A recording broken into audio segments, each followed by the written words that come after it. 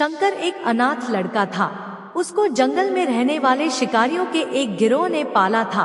उसके पास कोई औपचारिक शिक्षा भी नहीं थी। वह केवल एक चीज जानता था कि उसे कैसे जीवित रहना है, शिकार करना और उनको मारना तथा जंगल के फलों को खाना और नदी के पानी को पीकर अपने आप को जीवित रखना जानता था।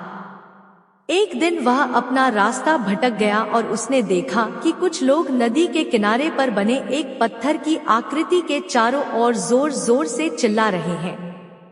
कुछ लोग उस पर फूल, फल और नारियल चढ़ा रहे हैं।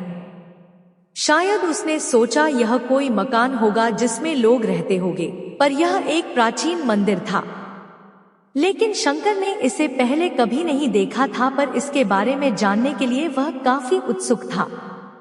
उसने तब तक इंतजार किया जब तक कि लगभग सभी लोग उस मंदिर से नहीं चले गए। अंत में उसने एक युवा लड़के को पत्थर की इमारत से बाहर आते देखा और उससे बात करने का फैसला किया और शंकर ने उससे अपने मन में आए कई सवाल पूछे। उसका पहला प्रश्न था, इस इमारत को क्या कहा जाता है? लोग अपने साथ क्या लाते हैं? फिर उन चीजों को अंदर वाली इमारत में क्यों छोड़कर वापस आ जाते हैं? चीजों को अपने साथ लाना और उन्हें अंदर छोड़कर वापस चले जाने पर वह लड़का शंकर की अज्ञानता व मासूमियत पर बहुत ही हैरान था और उसके सवालों से चकित भी था। पर यह वह नहीं जानता था कि वह पास के जंगल में रहता है और शिकार करके ही अपना जीवन यापन करता है। लेकिन फिर भी उसने उसके सवालों के जवाब देने की पूरी कोशिश की। उसने शंकर को बताया, यह भगवान शिव का मंदिर है। लोग यहाँ उन्हें फल और फूल चढ़ाने आते हैं।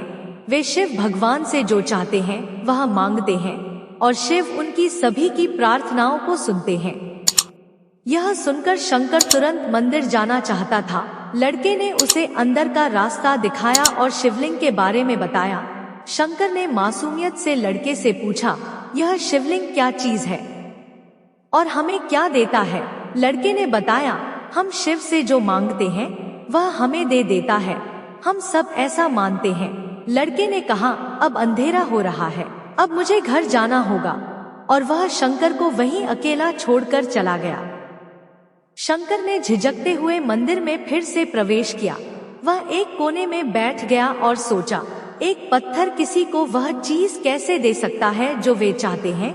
इसलिए उसने इसका परीक्षण करने का फैसला किया और उसने पत्थर की प्रतिमा से कहा, हे शिव, कृपया मुझे पर्याप्त शिकार करने दे ताकि मैं भूखा न रहूं। मेरे पास आपको चढ़ाने के लिए कोई फल या फूल नहीं है, लेकिन यदि आप मुझे शिकार देते हैं तो मैं उसे आपके साथ साझा करूंगा। मैं वादा करता हूं कि मैं आपको धोखा नहीं दूंगा। उसने घोषणा की। अगली सुबह शंकर शिकार करने गया। उसने पूरे दिन शिकार की तलाश की, लेकिन उसे कोई शिकार नहीं मिला। वह भूख से तिलमिला रहा था। वह काफी निराश हो गया क्योंकि उसे कोई शिकार नहीं मिला था। दोपहर हो चुकी थी।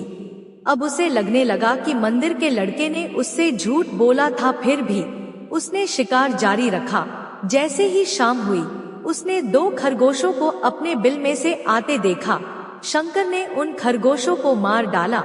चूंकि उसने शिव भगवान से वादा किया था कि वह अपने शिकार को साझा करेगा, वह मरे हुए खरगोशों में से एक के साथ मंदिर गया। देर हो चुकी थी और मंदिर सुनसान था। शंकर ने मंदिर में प्रवेश किया और जोर से कहा, कृपया आओ और अपना हिस्सा ले लो प्रभु, आपके लिए मैं लाया हूँ। वह वहां बैठ गया और अंधेरा होने तक प्रतीक्षा करने लगा, लेकिन भगवान प्रकट नहीं हुए। शंकर को भूख और नींद आने लगी और उसने खरगोश को मंदिर में छोड़ने का फैसला किया। अगली सुबह जब लोग मंदिर पहुंचे तो उन्हें शिवलिंग के सामने मरा हुआ खरगोश मिला। भक्त बहुत परेशान थे। यह यहाँ कौन लाया है? उसने हमारे मंदिर को अपवित्र करने की हिम्मत कैसे की? उन्होंने खरगोश को बाहर फेंक दिया। अगले दिन शंकर अपनी भूख मिटाने के लिए जंगल में शिकार करने गया, लेकिन इस बार उसकी किस्मत अच्छी नहीं थी और उसे शिकार भी नहीं मिला। उसने सोचा, आज रात को मंदिर जाना चाहिए और शिव से पूछना चाहिए कि उनको खरगोश का भोजन कैसा लगा। शंकर यह पूछने के लिए मंदिर गया। जब वह मंदिर पहुंचा तो उसके आश्चर्य का कोई ठिकाना न रहा। उस रात मंदिर में लोगों की काफी भीड़ थी। शिवरात्रि की रात थी, लेकिन अबोध शिकारी लड़के को इस बारे में कुछ भी नहीं पता था। शंकर ने चारों ओर देखा और उस युवा लड़के को देखा जिसने उसको मंदिर के अंदर शिव से प्रार्थना करने के लिए कहा था। चूंकि उसे इतने सारे लोगों के आसपास रहने की आदत नहीं थी, उसने वहीं रुकने का फैसला किया और पास के एक बेल के पेड़ पर चढ़ गया।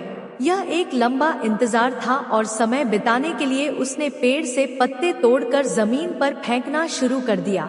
उसे अज्ञात पेड़ के नीचे एक छोटा सा शिवलिंग था जिसकी पूजा लंबे समय से नहीं की गई थी। शंकर के द्वारा फेंके गए बेल के पत्ते उस शिवलिंग पर गिरे। शंकर भजनों से मंत्रमुग्ध हो गया और धीरे धीरे साथ गाना और पंचाक्षरी मंत्र का जाप करना शुरू कर दिया। रात भोर में बदल गई और सभी भक्त मंदिर से चले गए। शंकर पेड़ से उतरा और मंदिर में प्रवेश किया। उसने देखा कि शिवलिंग की आंखों पर लाल निशान थे।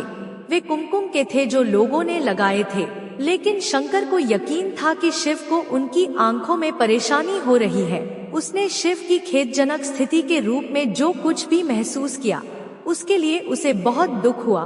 वह उनकी मदद करना चाहता था। उसने सोचा, शिव यहाँ अकेले रहते हैं और बीमार होने पर उनकी देखभाल करने वाला कोई नहीं है।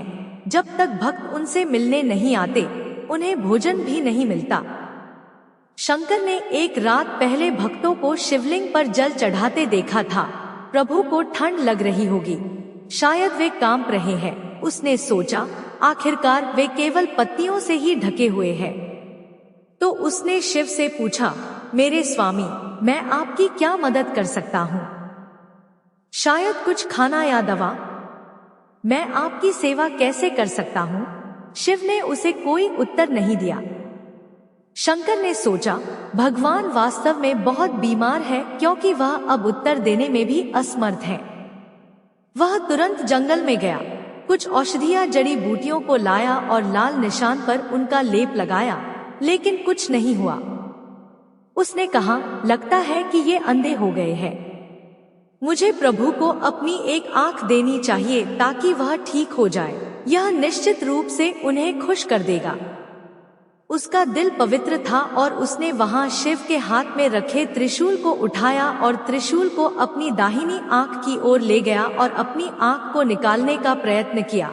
शंकर अनपढ़ था, उसे मंत्रों या पूजा के उचित तरीकों का कोई ज्ञान नहीं था, लेकिन उसकी भक्ति की कोई सीमा नहीं थी। जैसे ही वह अपनी आंख निकालने वाला था, शिव अपनी पत्नी पार्वती के साथ प्रकट हुए। उन्होंने पार्वती से कहा, इस भक्त शंकर ने अनजाने में शिवरात्रि पर उपवास किया, बेल के पत्तों से मेरी पूजा की और साबित किया कि उनका दिल बेदाग व पवित्र है। मैं अपने इस भक्त पर काफी प्रसन्न हूँ। शिव भगवान ने शंकर से कहा, तुमने मुझे अपनी मासूमियत के कारण जीत लिया है। प्रभु ने मुस्कुराते हुए कहा, लोग मुझसे हर समय झूठे वादे करते रहते हैं और कुछ ना कुछ मुझसे मांगते रहते हैं, पर जैसे ही उन्हें मुझसे मांगी चीज मिल जाती है तो वे मुझे भूल जाते हैं। दूसरी ओर तुमने मेरे साथ एक सच्चे इंसान की तरह व्यवहार किया और यह वास्तव में बहुत ही दुर्लभ है। अब से तुम मेरे इस संसार में सबसे बड़े भक्त माने जाओगे और तुम्हारा नाम मेरे साथ सदा जुड़ा रहेगा। तुम कई सदियों तक जीवित रहोगे। इस बात को कहकर भगवान शिव व माँ पार्वती अंतर्ध्यान हो गए। तभी से लोग शिव के साथ शंकर भी लगाने लगे।